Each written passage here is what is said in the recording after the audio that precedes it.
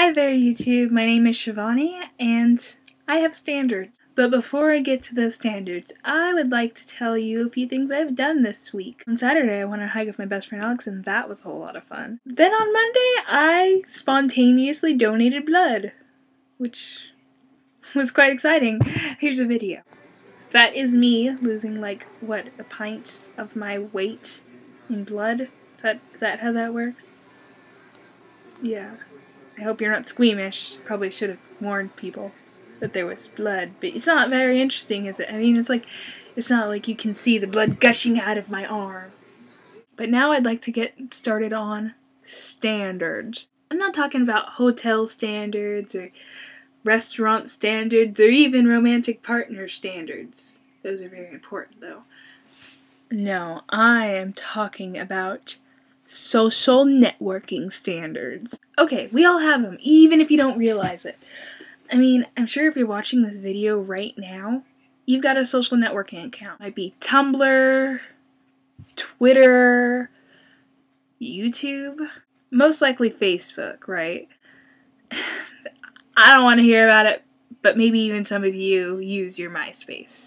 Fun little trick for those of you who still have your MySpace but don't use it. If yours is frozen in time like mine, just go take a look at it. Mine's public. I've looked at it. 2008, I was a pretentious jerk. But there's something really peculiar that invokes these social networking standards. With social networking, I mean, it's universal, of course, that you add friends. You get friend requests, you accept or ignore these friend requests. Take, for instance, my Goodreads account. I don't have a whole lot of friends on my Goodreads account. I don't know if that's saying something about my friends. Perhaps they just don't know about Goodreads.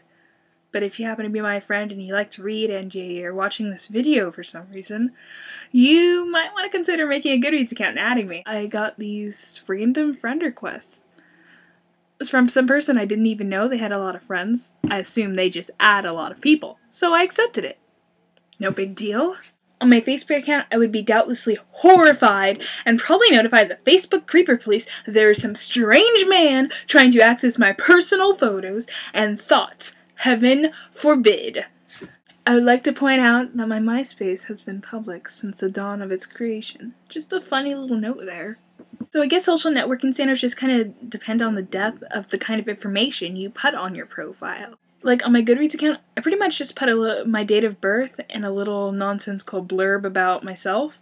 And then after that, it's just books and what I'm reading, what I want to read, you know? I mean, I guess in a way it could be personal, you know? I don't tell every stranger on the street what I want to read, or where I am in my book and how embarrassingly long it is taking me to read said book.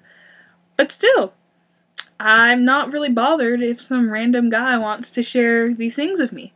Facebook, on the other hand, and other sites like it, are more focused on, you know, your own thoughts and just your opinions, things that you don't want everyone to know because you're worried about people judging you. Take, for instance, my LiveJournal account.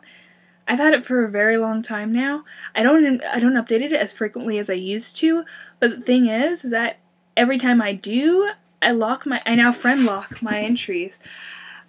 And I've gone back and friend locked a lot of the old ones too. Why? Because I don't want everyone to know my opinions on people and myself for that matter, unless I feel comfortable doing that. I suppose that's also the difference between Facebook and MySpace. MySpace was very ADHD in a way. I mean, you were easily distracted by the profile players and the HTML and just all the annoying little flashy things that kind of kept you away from really getting to know the person just by looking at their profile. On Facebook, most of everybody's pages look the same, so you know where to look to find what somebody's religion is, their sexual orientation, their political views, anything. You're a lot more open out there. It's naked, that's what it is. It's naked, it's not covered in annoying layouts and glitter. HTML glitter. So that's why I guess back in the day in MySpace, it was a great thing to have 1,000 friends, 900 of whom you didn't even know in real life. Now on Facebook, your grandma is your friend, which is weird. So I guess that's why I'm not going to be accepting Tammy Parsons' Facebook request, but if she can convince me that I do know her, I'll go ahead and add her. But I did click the ignore button a few days ago, so she'll have to send me another one, or I'll send her one. So YouTube, that's it. Those are my social networking standards, for the most part. I mean, I just switched my Twitter from private to public, which is scary, because I'm scared. You know how people always talk about how your future employers will look at your Twitter? If you're a future employer and you see this, sorry, ahead of time, sorry. Alright, YouTube, that's all. There's no Aesop to this, unless your Aesop have standards. Goodbye! So my brother has just informed me that, for those of you Star Wars nerds out there, there's, in Return of a Jedi, Jabba's Palace, there's this frog dog named Bubo, and there's our dog named Boo Boo. Bubo and Boo Boo. Okay, yeah, that's all. Goodbye! Bye!